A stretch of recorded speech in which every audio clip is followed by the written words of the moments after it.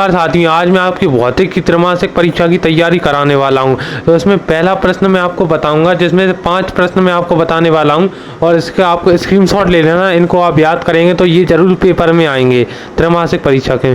तो ये पहला वाला प्रश्न है, सदिश के आदिश गुणनफल के कोई 2 गुण लिखिए।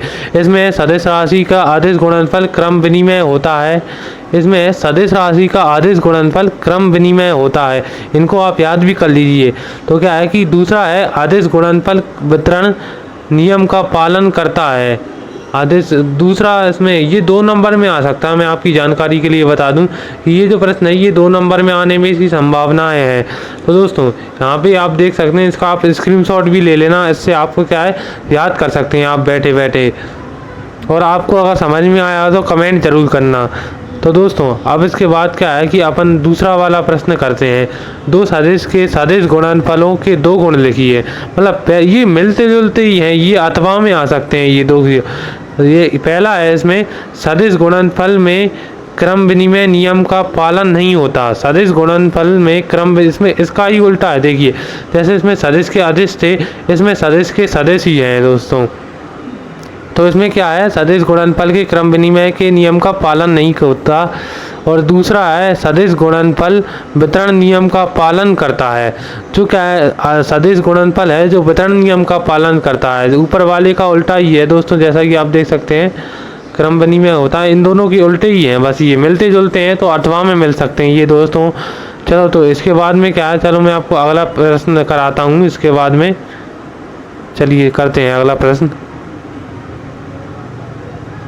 तो ये देखिए दूसरा है दोस्तों, पलायन वेग क्या होता है। पलायन वेग क्या होता है, तो दोस्तों आपको मैं बता दूं पलायन वेग क्या होता है। वह न्यूनतम वेग जिसके किसी पिंड को ऊर्ध्वाधर दिशा में फेंकने पर वह पृथ्वी के गुरुत्वाकर्षण को पार कर जाए, पलायन वेग कहलाता है। तो जी मैं आप स्क्रीनशॉट लेके इसको घर पर भी पढ़ सकते हैं। तो दोस्त मैंने आपके लिए टाइम भी देता हूँ बाद में, तो इसको आप याद भी कर लेना। तो इसमें वेग कहलाता है। इसका अथवा वाला प्रश्न मैं दोस्तों आपको बताऊँ, ग्रह की कक्षा संबंधी नियम लिखिए। इसमें है कि सभी ग्रह सूर्य के परितः दीर्घवृत्ताकार कक्षाओं में परिक्रमण करते हैं तथा सूर्य के एक फोकस पर स्थित रहता है। सूर्य कक्षा के एक फोकस पर स्थित रहता है। ये देखिए दोस्तों, आप इसका स्क्रीनशॉट ले सकते हैं। चलिए ये करते हैं। हुक का नियम क्या है। हुक का नियम, ये दोस्तों मैं आपको इम्पोर्टेंट क्वेश्चन पढ़ा रहा हूँ कुछ। हुक के नियमानुसार प्रत्यास्थता की सीमा के अंतर्गत प्रतिबल विकृति के अनुक्रमानुपाती होता है। प्रतिबल विकृति के अनुक्रमानुपाती होता है। प्रकृति विकृति, ये अनुक्रमानुपाती का साइन है जो आपको दिख रहा है। दूसरा है, इसके अथवा में मिल सकता है, प्रत्यास्थता गुणांक को परिभाषित कीजिए।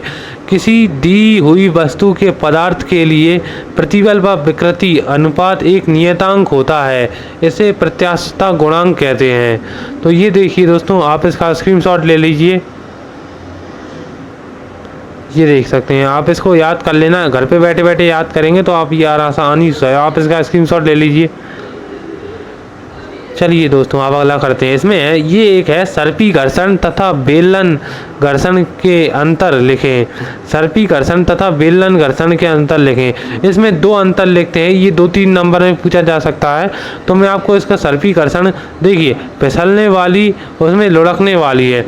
सर्पी घर्षण में फिसलने वाली वस्तु का पृष्ठ सदैव एक ही दूसरी वस्तु के संपर्क में आता है। तो इसमें दोस्तों आप ये देख सकते हैं, आप ये कुछ इंपॉर्टेंट क्वेश्चन है जो आ सकते हैं पेपर में। सर्पी घर्षण का मान अधिक होता है तथा बेलन घर्षण की बात करते हैं अब अपन। लुढ़कने वाली वस्तु के पृष्ठ के भिन्न भिन्न भाग दूसरे वस्तु के संपर्क में आते हैं। लुढ़कने वाली वस्तु के पृष्ठ के भिन्न भिन्न भाग दूसरी वस्तु के संपर्क में आते हैं। बेलन घर्षण का मान कम होता है। तो चलिए दोस्तों अब क्या है, अपन इसका अगला प्रश्न करते हैं। कृत्रिम उपग्रह क्या करें। तो दोस्तों अक्सर आपने कृत्रिम उपग्रह मतलब सैटेलाइट के बारे में सुना तो होगा, लेकिन आपको इसको परिभाषित करना नहीं आता। तो मैं आपको इसको परिभाषित करना सिखाने वाला हूँ।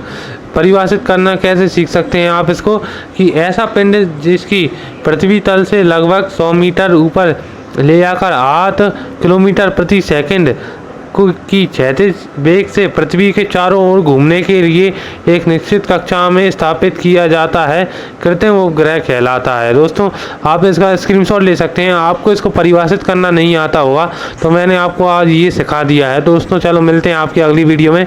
वीडियो पसंद आई हो तो लाइक ज़रूर करना।